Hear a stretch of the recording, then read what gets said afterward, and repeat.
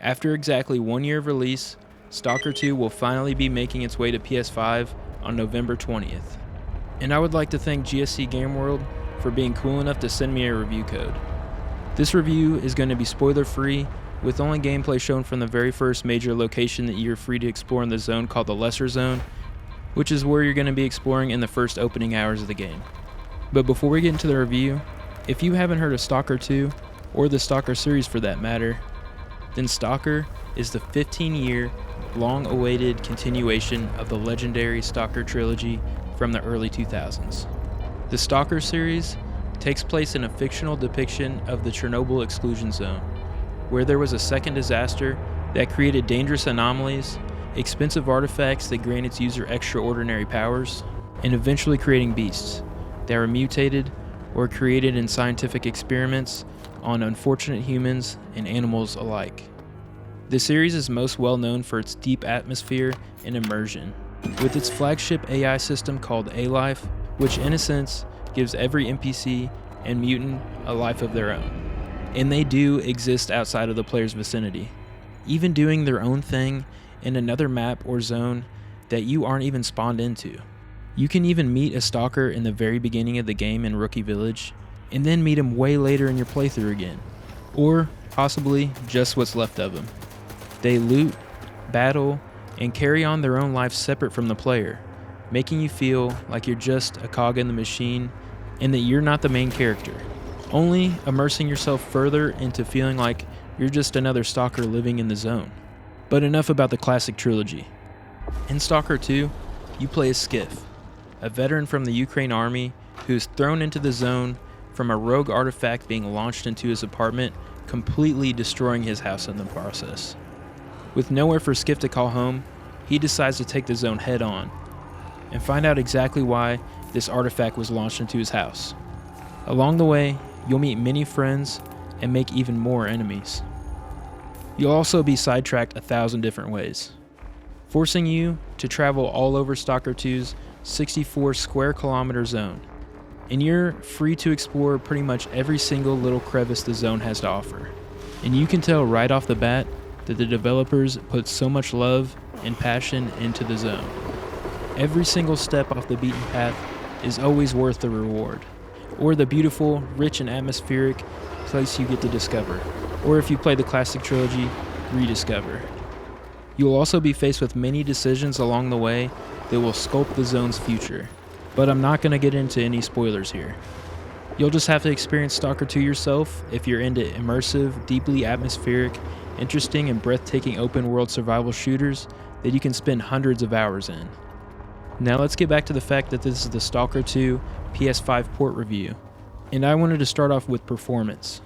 Stalker 2 is a very demanding game built in Unreal Engine 5, and that brings with it all the demanding new technologies like Lumen, Nanite, so it takes a pretty beefy PC to be able to achieve decent frame rates on the PC version, which I'm sure is making a lot of people worried, including myself, whether the game could run well on PS5. And I am happy to report that this game runs very smooth and still looks great on my base PS5 on performance mode, which targets 2K resolution at 60 frames per second. And for the most part, it does seem to be hitting 60 frames per second most of the time. I don't have any way of actually testing this, but for me, it looks very smooth. However, it doesn't come without its imperfections. Some shadows aren't great and kind of shimmer. Sometimes there's flickering in foliage, and also some pop-in on faraway objects. But some of those problems were already in the PC port as well. I think it just has something to do with Unreal Engine 5. And hopefully some of this stuff does get ironed out with the Unreal Engine 5 update that Stalker's going to get either later this year or early next year. But the quality mode, you can tell it's 30 frames per second. It's pretty trash.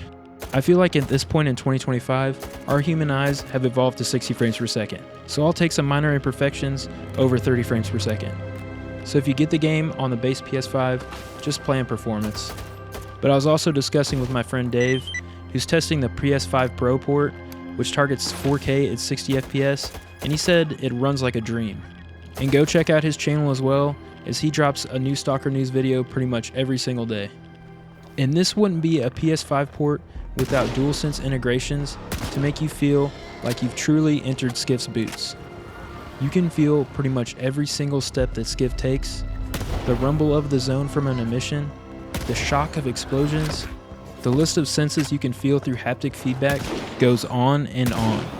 And with the adaptive triggers, you can feel just how different every single weapon handles in Skiff's hands.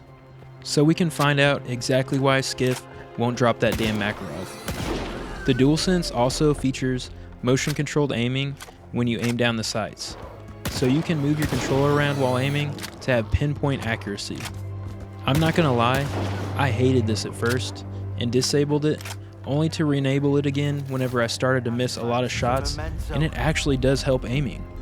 Also, sounds like Stalker speaking with you through your radio, or other sounds like your artifact detector will be playing through your controller speaker. Another cool feature is that you can actually strum the guitar at the campfire with your trackpad. And yes, I am trash at the Stalker 2 guitar. Who are you to judge me on my video game guitar skills? If you swipe left on the trackpad, it opens up your map, and right opens up your journal. Some other features that pleasantly surprised me that I don't believe were mentioned yet is the lights on your controller actually have some awesome functions. It'll show green, yellow, and red according to your vitals. It'll also flash red whenever you're bleeding. It'll also flash white with your artifact detectors and increase in frequency the closer you get to the artifact. These features to me are not just gimmicks to brush off. They truly do make you feel more immersed in the zone. Even though I'm a die-hard mouse and keyboard player, I do still thoroughly enjoy playing with the DualSense controller. And all the DualSense features are coming to the PC version along with patch 1.7 as long as you have it hooked up to a wired connection. And speaking of patch 1.7, I'll have my video going over all the changes in 1.7 in my description as well as at the end of the video. So go check that out and subscribe to the channel as well.